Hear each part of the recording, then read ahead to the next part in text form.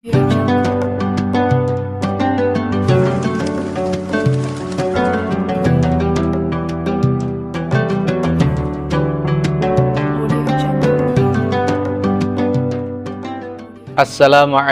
warahmatullahi wabarakatuh. Alhamdulillah, assalatu wassalamu ala rasulillah Sayyidina Muhammad ibn Abdillah, amma ba'du. Sahabat sowan dan kaum muslimin rahimakumullah. Arang dan berlian, apa yang membedakan keduanya? Pertama, dari sisi warna. Arang cenderung kusam, gelap, tidak menarik banyak orang. Sedangkan berlian warnanya berkilau, terang, menyenangkan banyak orang.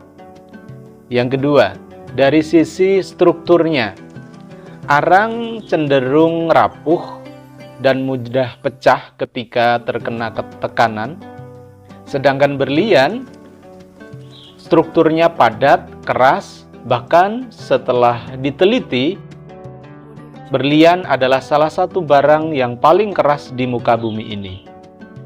Yang ketiga, dari sisi harga. Ketika dijual, arang per kilo kira-kira harganya 10.000 saja. Sedangkan berlian, jangankan 1 kilo, 1 karat saja setara 200 gram, harganya bisa puluhan bahkan ratusan juta. Sebenarnya arang dan berlian bermula dari sebuah unsur yang sama, yaitu karbon. Lalu apa yang membedakan keduanya? Yang membedakan adalah kualitasnya. Sahabat sowan kaum muslimin rahimakumullah. Demikian pula manusia dinilai berbeda-beda dari kualitas tindakannya, karyanya. Demikian pula kita sebagai seorang muslim dinilai dari seberapa berkualitas ketakwaan kita. Sama-sama menjalankan puasa, berbeda kualitas puasanya. Oleh karena itu, pada kesempatan ini kita akan berbicara tentang apa itu dan bagaimana puasa bisa berkualitas. Sahabat sowan dan kaum muslimin rahimakumullah. Apa yang dimaksud dengan kata berkualitas? Menurut bahasa, kualitas adalah kedudukan mutu sesuatu hal. Apakah baik, sangat baik, atau yang terbaik.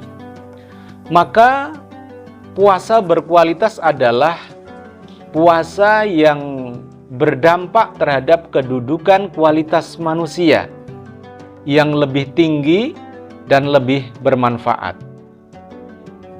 Imam Ghazali membagi 3 tingkatan orang berpuasa. 1. Saumul awam, puasanya orang awam, yaitu menjaga dari hal-hal yang membatalkan puasa, seperti makan, minum, dan seterusnya. Yang kedua, saumul khusus. Mereka menjaga dari hal-hal yang membatalkan pahala puasa. Maka mereka menjaga pandangan, menjaga ucapan, menjaga pendengaran, bahkan menjaga perasaan. Yang ketiga, saumul khususil khusus.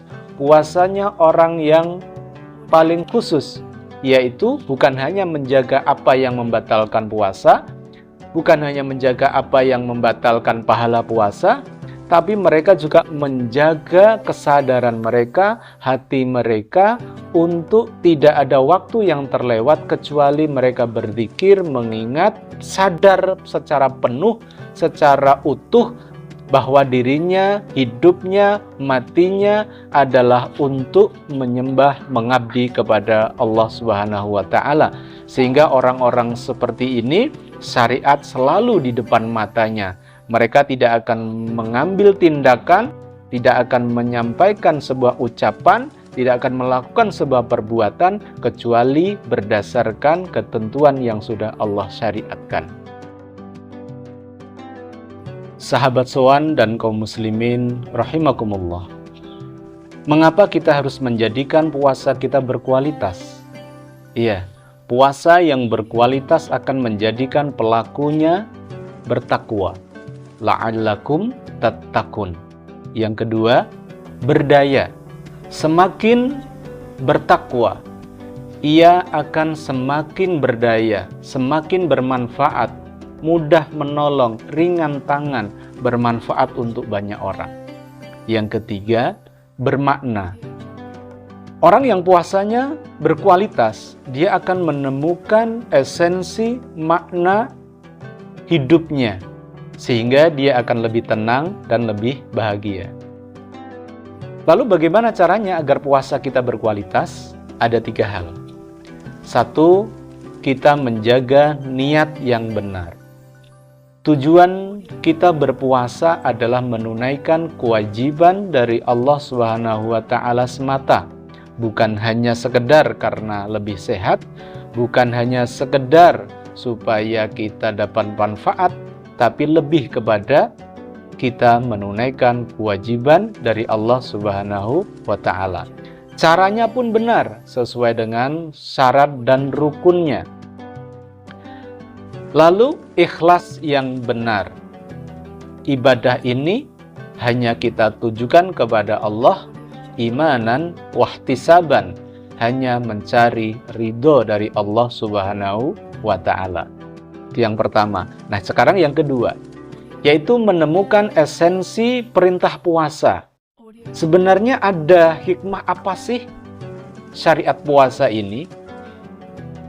Esensinya sebenarnya melatih, mendidik seorang muslim menjadi lebih sabar.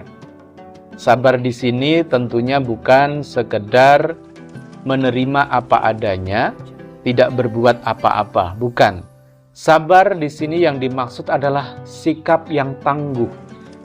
Coba kita lihat orang yang berpuasa, makanan halal tersedia, namun dia bersabar, tangguh, tidak tergoda untuk memakannya, kecuali jika sudah waktunya berbuka.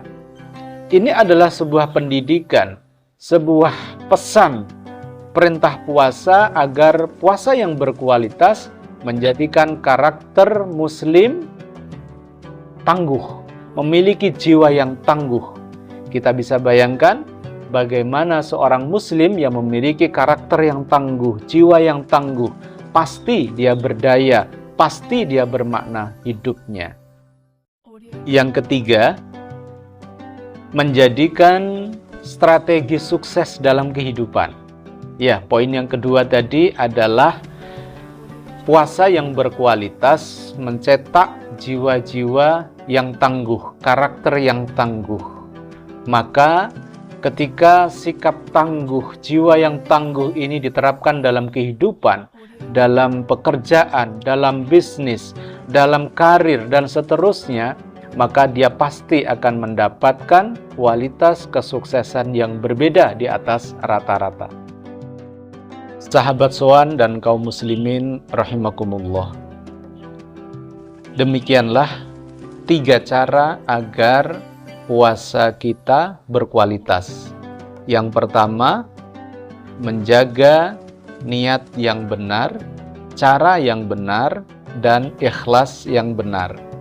Yang kedua, menemukan esensi perintah puasa, yaitu mendidik jiwa kita menjadi jiwa yang penyabar atau tangguh. Yang ketiga, menerapkan esensi pendidikan puasa dalam kehidupan sehingga kita meraih kesuksesan. Dalam akhir pembahasan ini, saya akan menyampaikan sebuah kisah yang tercatat dalam hadis riwayat Imam Ahmad, Ibnu Majah, dan Ibnu Hibban dalam Shahihul Jami'is Shaghir nomor 1316 atau dalam Shahihut Targhib wa Tarhib nomor 373. diceritakan ada dua sahabat yang masuk Islam. Sahabat yang pertama imannya sangat tinggi sehingga dia ikut maju ke medan perang dan meninggal syahid. Dan yang kedua pun sama, namun dia baru meninggal di tahun berikutnya. Dan dia tidak meninggal di medan perang atau tidak syahid. Nah, hadis ini diriwayatkan dari sahabat Tolhah. Suatu ketika sahabat Tolhah ini bermimpi bertemu keduanya di pintu surga. Maka sahabat Tolhah ini melihat orang pertama ini diminta untuk tidak masuk surga duluan. Padahal dia adalah yang syahid di medan perang tadi. Namun yang diminta masuk ke dalam surga duluan adalah orang yang meninggal setahun kemudian yang dia tidak meninggal di medan perang. Maka ketika terbangun dia merasa heran. Sahabat Tolhah bertanya kepada Rasulullah, mengapa ini bisa terjadi? Ketika hal ini ditanyakan kepada Rasulullah SAW, beliau menjawab, mengapa kalian heran? Bukankah dia hidup setelahnya selama 1 tahun dan mendapati puasa Ramadan? Lalu dia berpuasa dan menghidupkan hari-harinya dengan beribadah. Maka jarak antara keduanya lebih jauh daripada jarak antara langit dan bumi.